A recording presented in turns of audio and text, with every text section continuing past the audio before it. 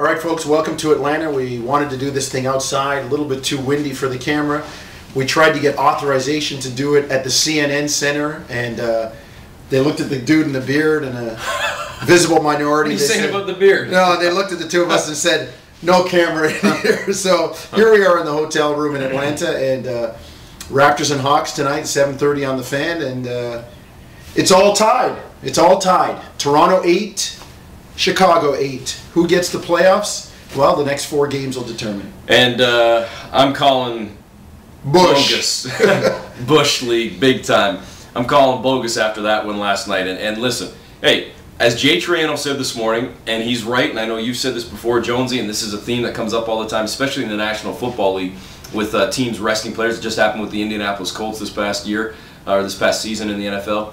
If you play well enough and earn enough wins and put yourself in a position where you've clinched and you can have the luxury of resting guys, well, on one hand, that is your right. However, when you speak to the integrity of the sport overall and creating phantom injuries, apparently from some of the rumblings out there and some of the talk, LeBron apparently had his arm was hurt. From what? From too many jumpers against the Raptors? I don't remember anybody taking a run or a whack at LeBron James. But the guy's indestructible. He's like Dwight Howard. Apparently his arm was hurt. It looked pretty good when he was fist pumping when the Cavs were making the comeback when Mo Williams was hitting all the shots. Oh, by the way, Mo Williams hitting everything that moves in the fourth quarter.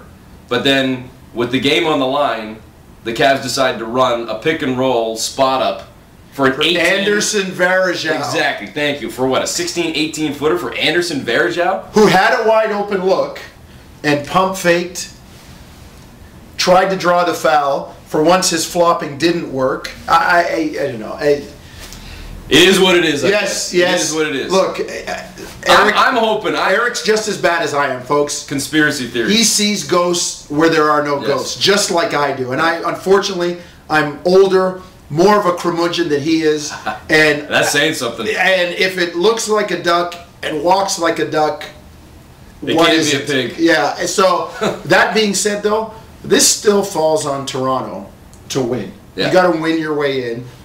If they'd have had that Memphis game, maybe the overtime game against Cleveland, if they'd had a few of those games back, the 17-point lead against Miami, the Golden State game, the Denver win, if they'd had one of those right now, then we're not looking at this situation. But it does, the ghosts are coming up about Toronto being a scoring team, and maybe in a backhanded way, Cleveland didn't want to play Toronto, whereas the Bulls are in the bottom 5 in the league in putting up points. All they have is Derrick Rose.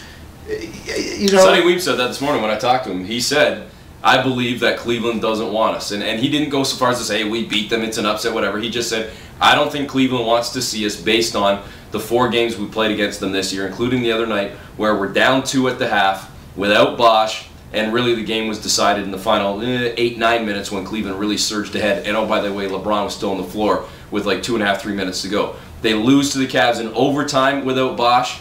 They lose a game that came down to the final 5 minutes or so in the other one. And they beat them opening night. So Sonny's saying, I don't think they want us right now, and I don't think they want to deal with our offense, but that's the big thing. The offense for the Raptors is there, but clearly it's been the defense. You look at the last 2 games, down 2 to Cleveland, up 2 to Boston, but both teams shoot 55+%.